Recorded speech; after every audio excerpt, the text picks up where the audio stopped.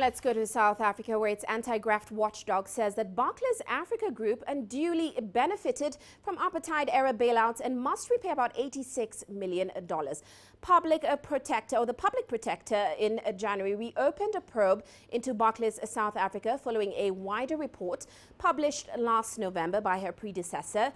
The investigation found that the apartheid government breached the constitution by supplying Bancorp, which was acquired by Barclays Africa unit Absa in 1992, with a series of bailouts from 1986 to 1995. Now, Busisiwe, who of course is the public protector, has referred the matter to the Special Investigating Unit to help recover the money. Absa is under no obligation to pay anything to the South African government. Now, joining us in Johannesburg with more on this is Sumitra Naidu. Sumitra, welcome to the show. Now, it certainly looks like Absa doesn't want to play ball with the public protector and the government. It says it's under no obligation to pay, and it's certainly considering legal options as well. So what happens if Absa refuses to play? Well, Uche, I don't think it's a case of Absa doesn't want to play ball. It believes that it's done what was needed to be done. So it says that it's well within its rights. It will not pay anything further. And that's because it says it has paid up the loan that's in question here. So just to break it down for you, Bancorp was the fourth largest bank in South Africa in the 80s. It ran into trouble with rising debt. The Reserve Bank stepped in, of course, on the request of Sanlam, the company that actually took out that loan before Absa bought it. The Reserve Bank stepped in to help with the 1.5 billion rand loan. Absa then bought Bancorp in 1992 and says it settled the loan in full with the Reserve Bank in October 1995. As per the terms and conditions that were set out. At that time, the loan was given to the bank with an annual interest rate of 1%. So Absa says it did provide all of this information to the Public Protector's Office by the 28th Feb deadline this year, and it's not sure why this matter has come up again. And that's because questions were raised about this loan a few years ago. There were two separate investigations led by Judge Willem Heath and the Davis Commission, both during President Thabo Mbeki's time, and both found no evidence of wrongdoing. Many have criticized the credibility of this report, the CX report. Absa itself pointed out a number of legal and factual inaccuracies in that report.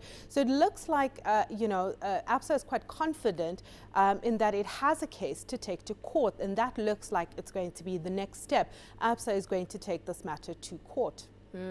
Now, Sumitra, like you mentioned earlier, the report also pointed to the South African Reserve Bank. It said it failed to comply with the South African Reserve Bank Act.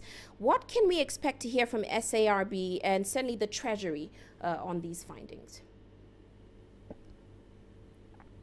We have to remember in this case that this was done over 20 years ago.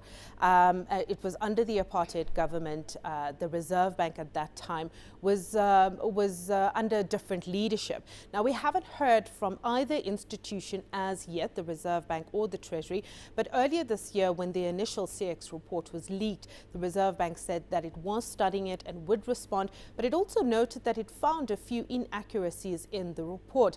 Now, going back, as I said, the case dates back over 20 years.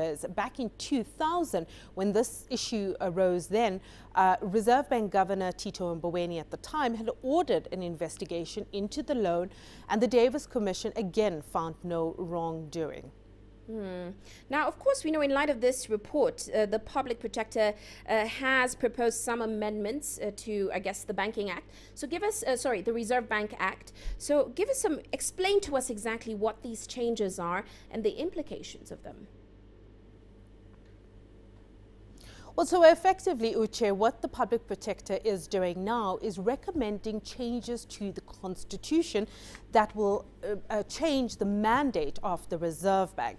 So we know that the mandate at the moment of the Reserve Bank is to target inflation, and a few years ago it was adjusted to include growth and job creation. What the Public Protector wants now is for the bank to move away from protecting the value of the currency to promoting balanced and sustainable economic growth in South Africa, while ensuring that the socio-economic well-being of citizens are protected. Now, that essentially means that this would move away from inflation targeting. So interest rate cuts, so there would be interest rate cuts to stimulate the economy by increasing consumption. But that could easily lead to runaway inflation. It's very concerning, firstly, because the public protector is getting involved with economic policy. The Reserve Bank is one of the most respected and credible institutions in South Africa at the moment. It's proved its independence over the years and its decision-making in safeguarding South Africa. Secondly, and most importantly, the Reserve Bank has to protect the poor. And managing inflation matters most to the vulnerable. If you change this, if these changes that the public protector is suggesting comes into effect, it effectively changes how the bank operates. And economists expect that there will be significant repercussions, of course, because of that runaway inflation. You know, the poor would have to pay exorbitant prices for ordinary goods that they buy on a regular basis. Markets, of course, were not happy with the recommendations. The rand fell close to 1.5% against the dollar following the announcement. We don't know what that fallout is going to look like tomorrow. But of course, we're still waiting on the Treasury. They've made no comment, the Reserve Bank as well. But most economists saying that these kind of comments, even if it hasn't been acted on as yet, is very dangerous for the economy at this stage. Well, Sumitra will certainly be watching. Thank you so much for joining us. Of course, Sumitra Naidu joining us there in Johannesburg.